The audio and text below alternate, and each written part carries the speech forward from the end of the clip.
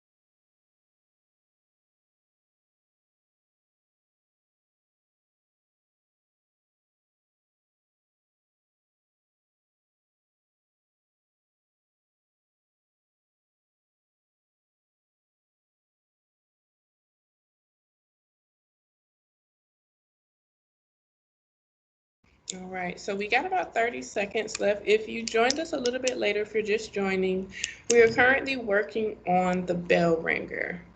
So we got about 20 seconds left, and then we'll talk about it as a class.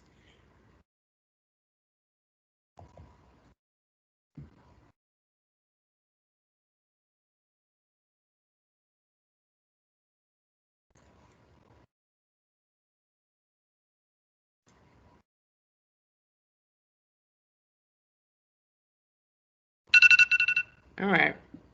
So, let me see. I got about 6 people here.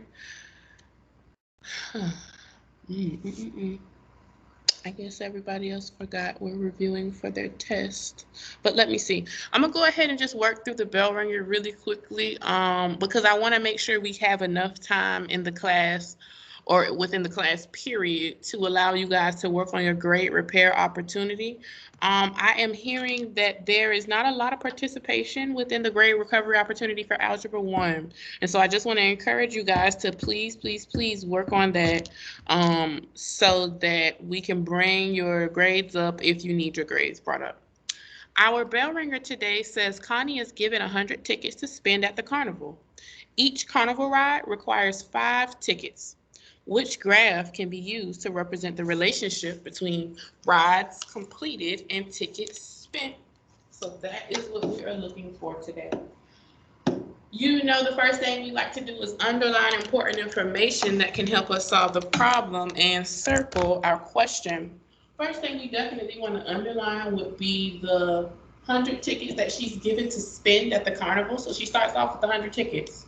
They also told us that each carnival ride requires 5 tickets. So each ride costs 5 tickets.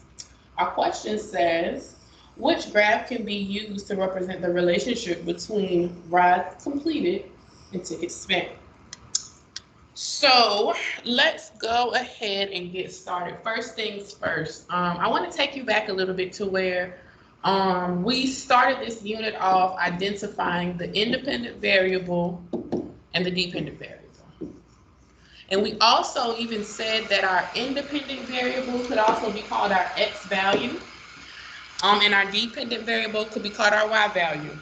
Since we know that our independent variable is supposed to go on our x-axis on a graph, and our dependent variable is supposed to go on the y-axis on the graph. And so that is just some key information that we're going to use. But now, I need you guys' participation. When you go to a carnival, do the amount of rides you ride depend on the tickets you spend, or is it the other way around? In other words, how do you ride a ride at the carnival? You guys can unmute, or you can put it in the chat box. How do you ride a ride on a carnival? You have to do what? You have to spend something. What do you have to do? How do you ride a ride at a carnival or a fair?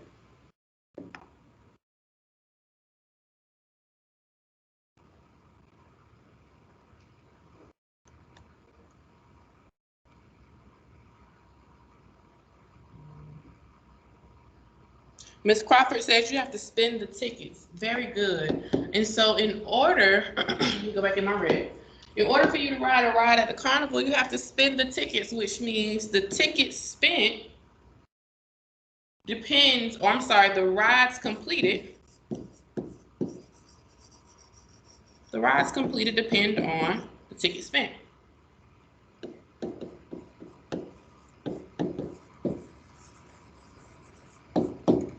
If that is the case, and my ticket spent belongs on my x-axis and my rides completed belongs on my y-axis, which of the 4 graphs could be a possible correct answer? If my ticket spent belongs on the x-axis and my rides completed belong on the y-axis, which of the 4 graphs could be correct answers? Now, I see Ms. Crawford has answered. If I don't get response from anybody else, I'm just going to be having class with Ms. Crawford and only will be preparing for her summative assessment. So, again, which of the graphs could be a correct answer? Which of the graphs could be a correct answer?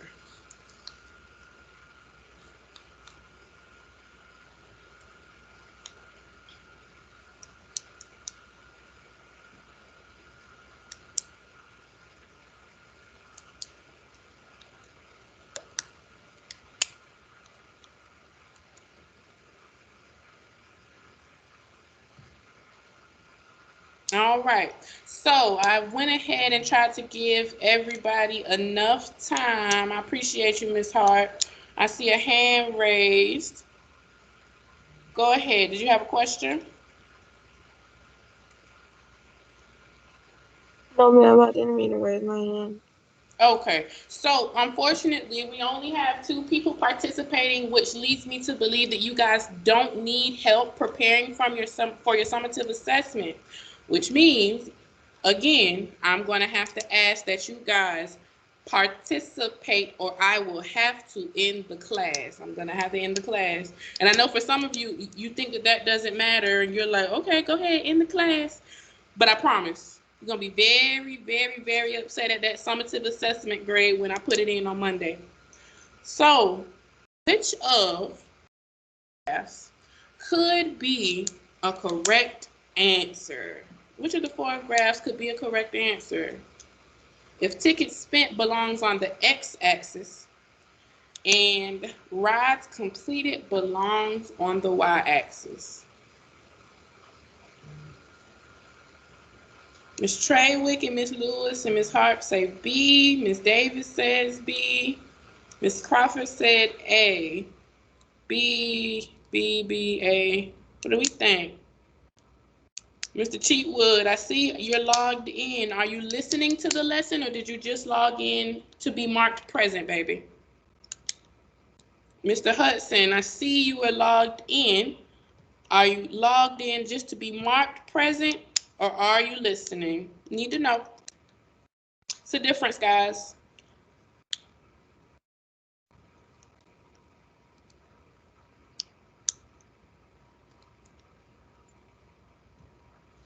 All right, so what I'm going to do to make sure that I am not wasting the time of others, I am actually going to remove the people who are refusing to participate. You guys can go ahead and begin reviewing on your own, and we hope for the best for you and preparing for your summative assessment, guys. I appreciate you. But we are not going to waste any more time.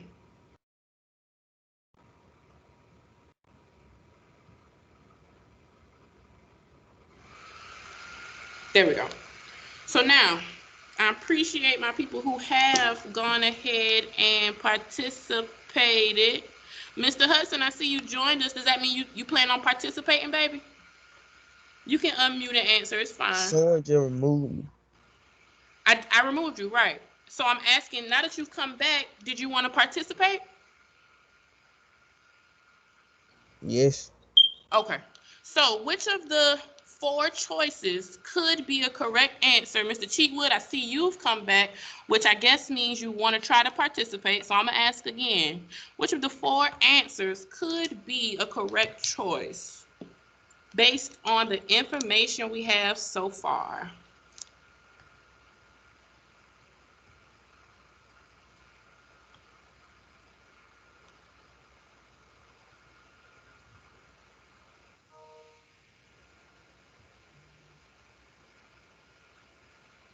Mr. Cheatwood, all you have to do is put your answer in the chat, baby. I can see that you're able to type in the chat. So yeah, you can go right ahead and put what you think is the answer. Go ahead, Micah. I see your hand is raised, baby.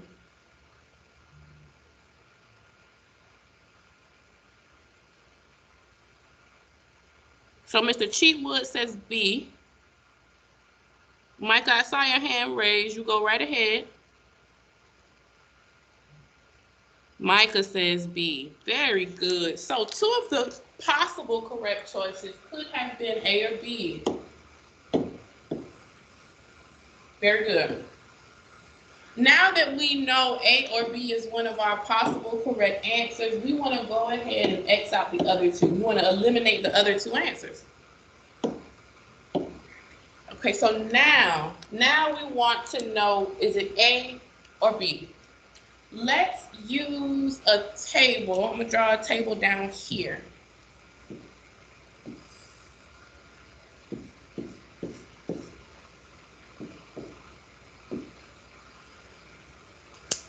If X is the amount of tickets spent and Y is the rides completed, how many rides do you get to ride if you spend 0 tickets? If you don't spend any tickets, how many rides can you ride? Put it in the chat box for me.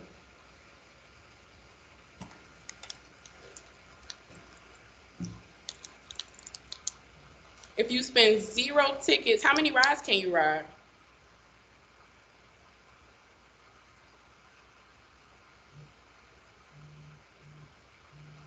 Good. So you can't ride any. But what if you spend 5 tickets? Based on the problem, how many rides could I ride if I spend 5 tickets?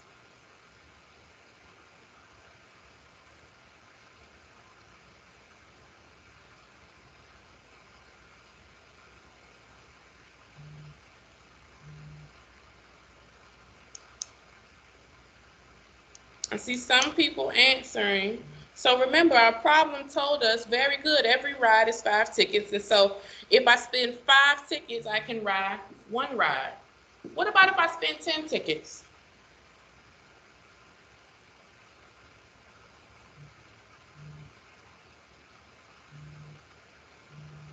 Good. 15 tickets?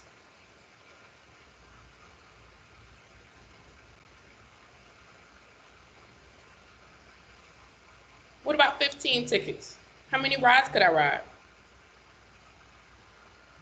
Very good. 3. So now I'm going to use the points that we've created, because we just created a table of ordered pairs. I'm going to use the points to choose the right graph. You guys tell me, which graph has the point 0, 0 plotted on it? Which graph has the point 0, 0 plotted? Is it A or B? Which graph has the point 0, 0 plotted on the graph? Is it graph A or is it graph B?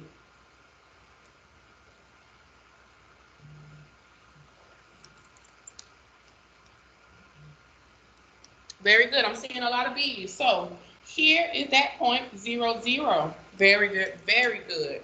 I want to move to the next point now. Which graph has the point 5, 1? Which graph has the point 5, 1?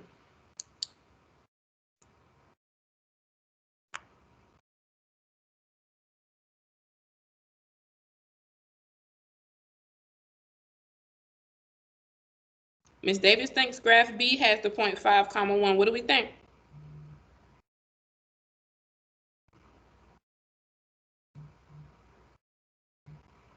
Oh, y'all can't see my screen anymore. Let me see. I can see. Some people are saying, oh, I guess they're saying they can't see the work. So we're looking at the X and Y axis. Which of the graphs has, when you go over 5 on the X axis, you go up? Is it here? Do I go over 5 and then up 1? And do I have a point here? Yes or no?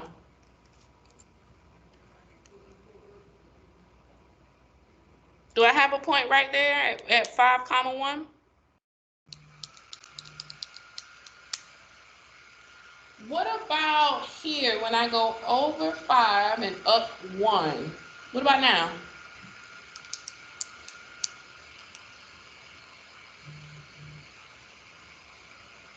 Very good. And so that means that the correct answer must be what, everybody?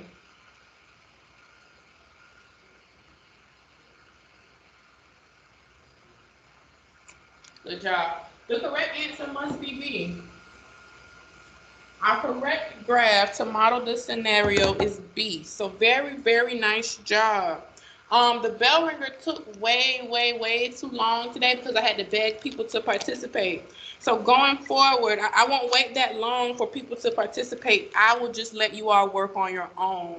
When I find that I have to beg students to participate in class, that makes me feel like they don't need me.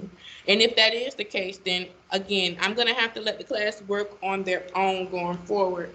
So just remember, guys, that this is a give and take kind of thing. Mr. Cheatwood, I know you say you can't see the screen. I'm about to share and unshare again in just a second.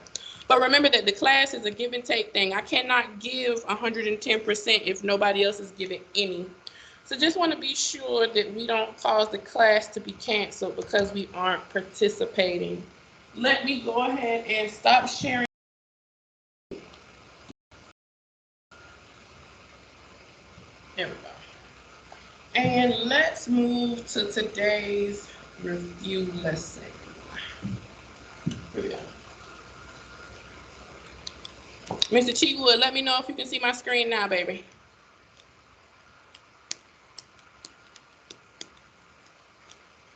All right. So today's review is in part with Monday's lesson. So in order for you to be able to participate in today's review, you would have had to successfully complete Monday's lesson.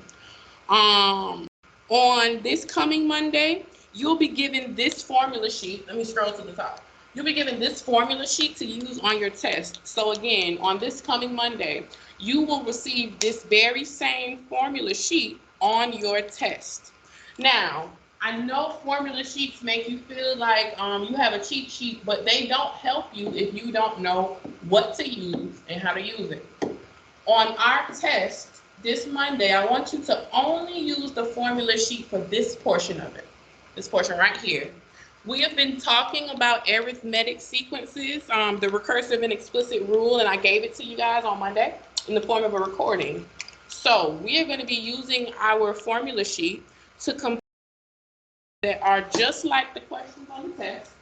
Well, similar, not just like, they're similar to the questions on the test, and hopefully this will prepare you guys. You also have a study guide quiz that you are supposed to take today. You have 2 chances to take it, and so that study guide quiz is also a review for your summative assessment on Monday. Let's go ahead and get started. Number 1 says, a recursive definition of an arithmetic sequence is shown below, where a sub 1 is 7 and a sub n equals a sub n minus 1 plus 3.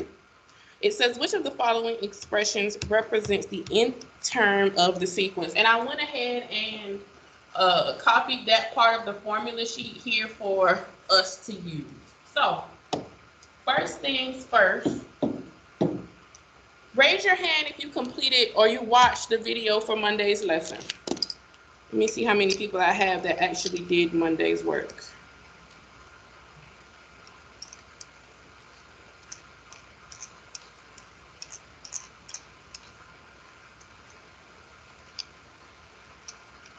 All right. So I only have 3 of you who's done the lesson for Monday, which is 4, I see 4, which is probably going to cause the rest of you to not be able to actively participate. So just want to be clear that all your work should be done on the day of so that you're not behind. You guys can put your hands down. For my people who did complete the lesson, can you tell me what a sub 1 is? What does that represent? What does a sub 1 represent? The 1 means something. What does a sub 1 represent? Based on your notes from Monday.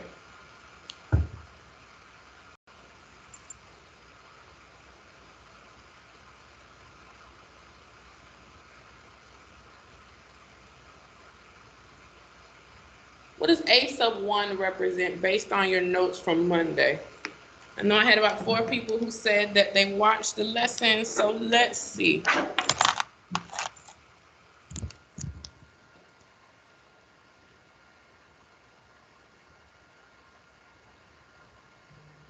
No, not n. Ms. Davis said n. A sub 1 is not n. N is just the number of terms. Not y.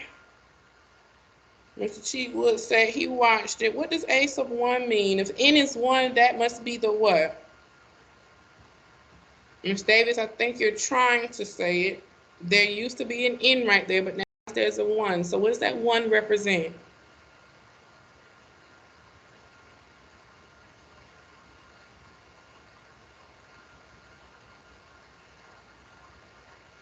Nobody?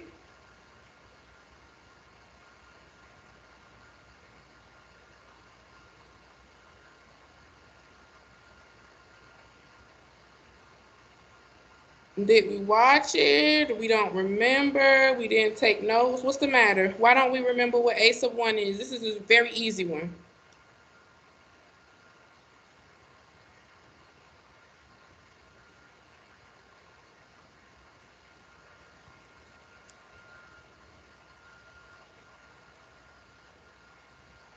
All right, so what I'm going to request is that instead of me wasting my time helping you guys prepare for your summative assessment, I'm going to ask that you all go ahead and actually watch and pay attention to Monday's lesson. Me reviewing for today would be purposeless if nobody knows anything from Monday's lesson. Do you guys need me to show you where to find Monday's lesson? Because this review it's gonna be just me talking the whole time, really, if nobody knows anything from Monday. Raise your hand if you need me to show you where Monday's lesson is located.